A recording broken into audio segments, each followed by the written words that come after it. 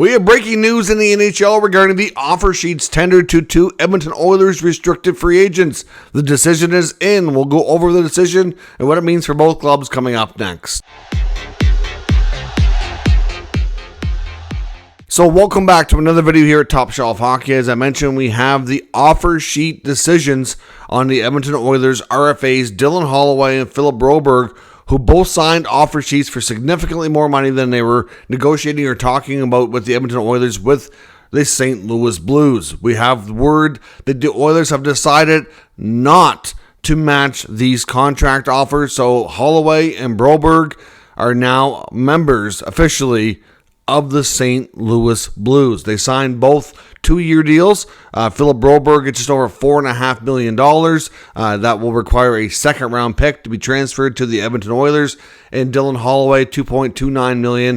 It was not matched either. That requires a third-round pick for compensation. So the Edmonton Oilers will gain 2 picks in 2025 NHL draft. Now, the Edmonton Oilers were very, very low on picks in that draft, so those will come in handy whether or not they decide to use them or decide to use those for assets to make other moves. We've seen some other moves here with the Edmonton Oilers in recent days, kind of wondering and making people wonder, what they were up to. They acquired Vasily Podkolzin from the Vancouver Canucks, who signed at 2 years at $1 million. Similar age, skill level to Dylan Holloway. Obviously different levels of experience, what they've played in the NHL and all that, but really, to some degrees, remotely comparable player. Obviously a lot cheaper though, $2.29 for Holloway. Whereas, Podkolzin, who's, like Holloway, not a fully established, definite going to be a regular everyday player, comes in a lot cheaper. So a lot less risk in that sense on the contract. Not that the Oilers didn't like Holloway or Broberg. They just don't like these numbers. And not only these contracts have an impact on the coming season, they're 2-year deals. And the Blues were very strategic here. You got to give Doug Armstrong, Alex Dean, and their staff credit. They were very deliberate and aggressive with the numbers. It was very specific. $1 more in each contract. They would have had to go up a level in compensation. So they kept it down to a lower total here that they had to give up, and second and third round pick. So those wouldn't have to be upgraded. So there was that. And the other thing is they did the 2 years instead of the 1-year deal, because obviously the Oilers have a couple of massive extensions coming up with Evan Bouchard and Leon Draisaitl. Those contracts would not kick in until next year. So these offer sheets would handcuff them to really being able to properly handle those the way they want. They need every extra dollar that they can get their hands on here to be able to, be well positioned for next year with those extensions, when they're obviously not worked out yet, but once they are, they're going to be big numbers, that they'll be able to be in the position that they need to be. They can't have these types of contracts on the books either. We also seen them trade Cody Ceci to the Sharks for Ty Emerson. Well, they cleared some more money. Everybody's kind of wondering, would they do that to create some space to be able to match? And the answer is no. And in all honesty, I don't think they've been thrilled with the game of either Brett Kulak or Cody Ceci in the last year. To be honest, I think if you watch the clips in the playoffs, especially in the finals, a lot of the goals against that allowed the Oilers to not win that Stanley Cup.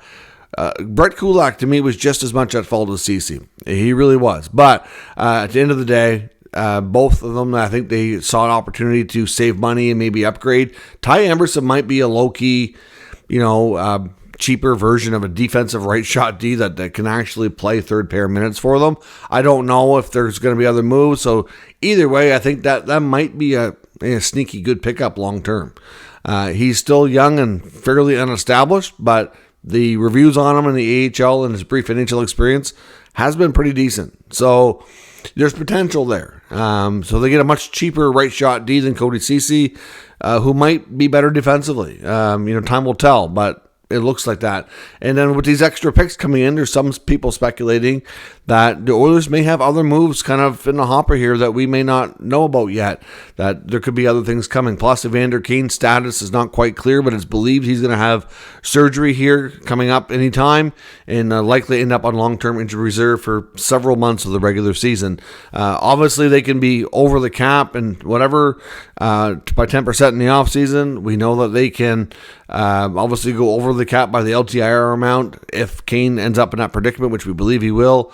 Obviously, they'll need space to activate Kane when he's ready to play, and they don't really know yet at this point. I don't think it's fair to be able to confirm that he's going to be out for the entire season. A lot of people are saying that, it's maybe, but it's far from a guarantee. So they have to be prepared. So to be honest, with this money not coming back on the books, they got Podkolzin, they've got obviously saved money on the CC contract with Emerson. They've got they're in a better spot financially than they would be otherwise. Now, does it suck to lose 2 former first-round picks? It absolutely does. You can blame them for asset management all you want. They've obviously prioritized winning and winning a Stanley Cup with Leon and Connor and Bouchard and these guys while they have that opportunity. They came super close this past year. And, Broberg and Holloway have not really established themselves enough to the point of these contracts. So, they were put in a bad spot, but, teams that are contending often are. So, I mean, we've heard reports that Holland was instructed to sign Broberg around December, January, same with Holloway. Doesn't mean that they didn't try. From what we've heard since that report came out, there's also been belief that Broberg absolutely would not sign. He wanted to be traded. Didn't get a trade. Then he would not extend. There's no way he was going to extend until he saw a better, clearer picture. And really on the blue line, not a lot changed. Even when Broberg did play, he often had to play his weak side, which I know he did, but I don't really think it's his preference. So I'm not really sure that Broberg, I think he was going to do what he had to do to move on from Edmonton. If he wasn't going to be traded, he was going to try to force their hand, and he was successful. The only, other part of this is that he had to take Holloway with them because the Blues knew that they had to corner the Oilers and attack both to really be successful here. So these guys are going to have a chance to go to St. Louis, have different roles, and maybe they'll thrive, and maybe they won't. And to be honest, as far as who wins this right now, today, St. Louis wins because they get the players. Maybe the Oilers do something good with those draft picks and maybe it works out better. Maybe these guys don't thrive in St. Louis and it's not so bad. We don't know, right? But for right now, Holloway and Broberg are St. Louis Blues. I know some people will give the Oilers a hard time for asset management, and I get it. They're former first-rounders. But, they were prioritizing winning, which I also get. And these guys were not established enough to justify getting bigger contracts. And like I said with Broberg, he wanted out of there for all intents and purposes. From what we've heard enough of the reports, he was not going to sign sooner. So, I'm not sure they could have done much about that. And then Holloway becomes collateral damage, so to speak, because of the situation with Broberg. But let me know what you think. Did the Oilers making the right move? Did the Blues make the right move by attacking these guys? Are they going to be worth the money? Or are they going to put themselves in a bad cap situation that, could hurt them? Time will tell. Let me know what you think in the comments. We'll discuss further. If you're new to the channel, make sure you subscribe and stick around. We'll keep you up to date with all the news, rumors, and analysis of all 32 NHL teams. Thanks for watching. I'll catch you next time.